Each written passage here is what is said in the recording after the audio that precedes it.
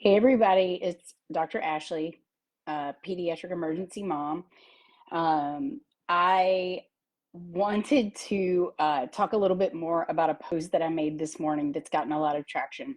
So just to recap, I posted this morning about picking up my son's ADHD medication. So he's been off of ADHD medication for about 2 years. And then this year, things have just gotten a little harder. And so we've had a very long talk, and he's had a lot of agency in this decision. But we decided, okay, it's time to restart ADHD medication. So we do a visit with his pediatrician, and we talk about different options. So his pediatrician sends the prescription to our pharmacy, and we go to a locally owned pharmacy. And I cannot tell you how beneficial that is if you have the option for a locally owned pharmacy instead of one of these big corporations. But I talked for a long time with the pharmacist, and she says, unfortunately, this is one of those medications that there are shortages. We haven't been able to get it in 2 months. We talk about there was like a much higher milligram dose that they had, but it was much higher than his pediatrician wanted to start him at. And so we talk about some other options. I messaged the pediatrician. And so in between myself, our pharmacist, the pediatrician, his pharmacy that's affiliated with his clinic, I don't know how much time we all spend on the phone about this, right? And that's valuable time out of the pharmacist's day, and what she's having to do for other patients, and out of the pediatrician's day and him treating other patients, right? So anyway, it gets sent to the pharmacy affiliated with the clinic, and I go to pick it up this morning, and the pharmacy tech says, okay, that will be $250. And I kind of like, what? And I said, what is it if I self pay? And she kind of like looked at me like, oh. And so she asked the pharmacist, what's the cost to self pay? So the cost to self pay, so no insurance, is $90. Okay, so if I use my insurance, it's going to cost me $250 a month. But if I self pay, it's $90. And I'll say that our local pharmacy, I would have been presented up front. Hey, Ashley, this is the cost with insurance. This is the cost without insurance. And if I apply these coupons, GoodRx, etc., I can drop it even more, right? I know this. And so I know to ask about self-pay more from the education I've received from our local pharmacist.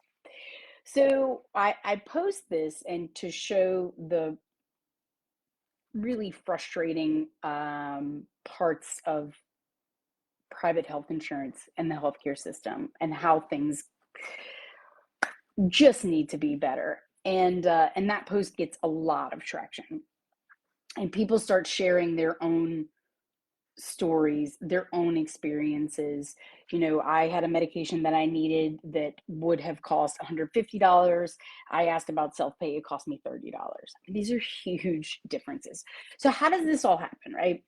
So drug companies that manufacture these medications work with PBMs, which is, and I have some, I'm going to look at my notes because I have some statistics here that I want to share as well.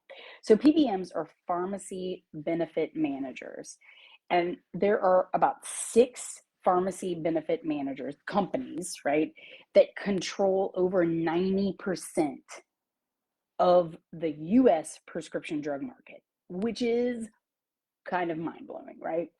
So the biggest ones, if you're wondering what are the biggest ones, the biggest ones are CVS Caremark, Optum RX, and Express Scripts. So those are the 3 biggest ones. So what do? They, I'm generalizing tremendously, but they talk to drug companies and then work with insurance companies, and they negotiate price, which is not available to the consumer, right? There's no price transparency here, so it's not available to the consumer. But they negotiate prices and deals, and then decide what should be on the formulary of whatever insurance they're working with. So on the formulary of my insurance may be the generic of an ADHD medication, but the formulary of a different insurance may be the brand name, right? So we don't know these things. We don't know how much the medications cost. None of that is transparent, and so that's a huge part of the problem, right? And so what this ultimately does is increase cost to the consumers. So if you have a low deductible insurance plan, and you're having to pay higher costs for these medications like I would have had to do today, then ultimately that increases the cost of your insurance. Okay, make it make sense. Okay, so something happened in 2022, and I think this is so fascinating, and wanted to share with you guys. So the first part of this video is the take home of asking your pharmacy how much something costs if you self-pay versus insurance. Second part of this is if you have the opportunity to switch over to a locally owned pharmacy, I highly encourage you to do so. And the third is to have something like GoodRx, the app on your phone. So you always have those coupons and can just hand them over, because those help tremendously as well. Okay, so all of that aside, something happened in 2022 that I am just giddy about it. It's really fascinating. So one of my favorite people of all time was John Lewis, and he has this famous saying that says, "Don't ever be afraid to get in good trouble." And so in 2022, Mark Cuban, the billionaire Mark Cuban, got into some really good trouble, and I love this. So he completely disrupted the prescription drug market. He said, and I'm quoting him here. I'm looking at my notes. He said, and I quote, "This was the easiest industry I've ever disrupted. All it took was transparency and telling the truth." So what he did is he created a company called CostPlus. If you haven't heard of them, Google it. You can sign up as a patient. It's unbelievable. So what he saw is that um, there was this lack of transparency, and there were these huge fluctuations in the prices of medications, generic medication from my insurance plan to your insurance plan to the next insurance plan. Like, how is this happening? And shortages of generic medications. And so for all of these kind of reasons, he created really like a direct to consumer prescription medication company. So he eliminated the middleman. He eliminated the PBMs, the pharmacy benefit managers. Um, he so what he does is he negotiates directly with drug manufacturers, and he gets these medications at the cheapest price he can. And he can afford to negotiate and do this because honestly, has so much money. And he's even been quoted, people have asked, like, could you have done this if you had not been as wealthy as you are? And he said, no, like, this is how I was able to do this for the US population.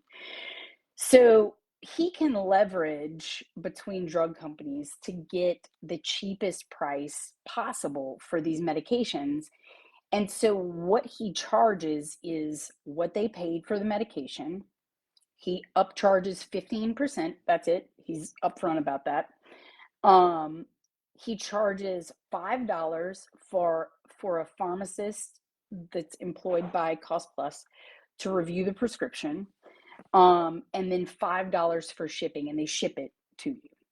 So on his website, on the CostPlus website, there is an example that he gives of albendazole, which is a generic treatment for hookworm, for intestinal worms. Yes, it still happens. See pinworms, see pediatrics, like, whew. Okay, but albendazole, and this is from his website. So albendazole, this generic medication, can cost as much as $500. So definitely, I don't know if I've ever seen a patient have to pay that much for it, in the hundreds for sure. So he gets it at, so the cost from Cost Plus is $26 and something cents. And then he has his 15% upcharge. And then he charges those extra fees. So the $5 for the pharmacist and the $5 for shipping. And so the price of the albendazole to the consumer is $35. And so he has completely disrupted the market. And then he took this, I love this so much, y'all. He took this one step further and then started to manufacture certain medications himself. And so when he felt like this is, this X drug company is charging way too much for this medication that I know shouldn't cost that much to make. And even if you do need to make a profit, like, it's still very expensive. And so he created his own manufacturing company. And so certain medications he manufactures, which then drops the price of prescriptions even more. It's amazing. It's really, really amazing. All of this also, and I'll do this as a separate video because it gets a little bit more complex, but he's also done something similar with self-pay for medical services. So services that you need at a hospital, right? Clinic visits, x-rays, procedures. And like I said, we'll talk about that separately. But in 2021, I think, CMS, which is Center for Medicaid and Medicare Services, introduced price transparency. So any hospital any hospital system, or healthcare system, any clinic, any one that accepts federal dollars in the form of Medicaid, Medicare, accepts that insurance, has to abide by the laws of CMS. And so specifically for hospitals, healthcare systems, price transparency. So this happened in 2021. So hospitals have to be transparent with the cost of their procedures, their visits, etc. And so in general, you're going to pay more, or an insurance company is going to pay more for these services than you would if you would self-pay. It's a whole nother topic. But just to recap, as far as medications go, sadly, for the most part, our insurances want us to pay more for medications because ultimately it makes them and the drug manufacturers more money. And so please, please, please always ask how much it is for self-pay versus paying with insurance. So I hope this helps, and I hope you all have a great day, and let's keep talking about this, bringing more awareness. Bye.